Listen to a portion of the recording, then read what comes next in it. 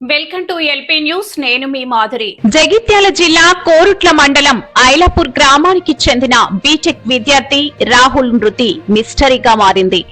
Tour కు వెళ్తున్నానని చెప్పి హాస్టల్ నుంచి బయలుదేరిన రాహుల్ రోజుల తర్వాత ప్రకాశం జిల్లా సింగరాయకొండలోని ఓ పాడుపడ్డ బావిలో మృతదేహంగా లభించడం కలకలం రేపుతోంది.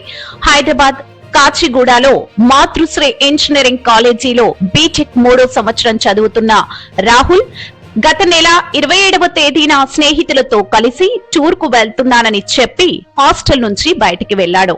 అయితే ఆ తర్వాత కుటుంబ సభ్యులకు స్నేహితులకు అందుబాటులో లేకుండా పోయాడు. వారం రోజులుగా రాహుల్ తరగతులకు హాజరు కావడం లేదని కాలేజీ యాజమాన్యం తల్లిదండ్రులకు సమాచారం అందించింది.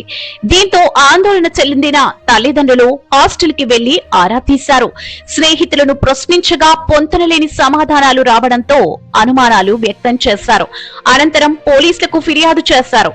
ఇదిలా ఉండగా ప్రకాశం జిల్లా పాత సింగరాయకొండలోని ఓ పాడుబడ్డ బావిలో గుర్తు తెలియని యువకుడి మృతదేహం లభించింది. అనుమానాస్పద మృతి కేసు నమోదు చేసిన పోలీసులు దర్యాప్తు చేపట్టి మృతుడి ఫోటోలను సోషల్ మీడియాలో ప్రచారం చేశారు. అయితే ఎవరూ గుర్తించకపోవడంతో స్వచ్ఛంద సేవా సంస్థ సహకారంతో అంత్యక్రియలు నిర్వహించారు. సోషల్ మీడియాలో వైరల్ అయిన పోస్టులను చూసిన రాహుల్ తల్లిదండ్రులు సింగరాయకొండకు చేరుకుని వివరాలు సేకరించారు. మృతుడి చొక్కా, మెడలోని డాకెట్ ఆధారంగా అది తమ కుమారుడు రాహుల్దేనని తండ్రి రాజేశ్వర్ గుర్తించారు. రాహుల్ మృతిపై కుటుంబ సభ్యులు తీవ్ర అనుమానాలు వ్యక్తం చేస్తున్నారు. తమ కుమారుడిని ఎవరో హత్య చేసి బావిలో పడేసి ఉంటారని ఆరోపిస్తున్నారు. ఈ ఘటనపై సమగ్ర విచారణ జరిపి బాధ్యులను గుర్తించి కఠిన చర్యలు తీసుకోవాలని పోలీసులను కోరుతున్నారు.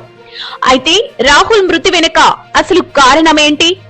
ఇది ప్రమాదమా, ఆత్మహత్య లేక హత్య అన్న కోణాల్లో పోలీసులు దర్యాప్తు కొనసాగిస్తున్నారు. ఈ కేసులో పూర్తి నిజాలు వెలుగులోకి రావాల్సి ఉంది.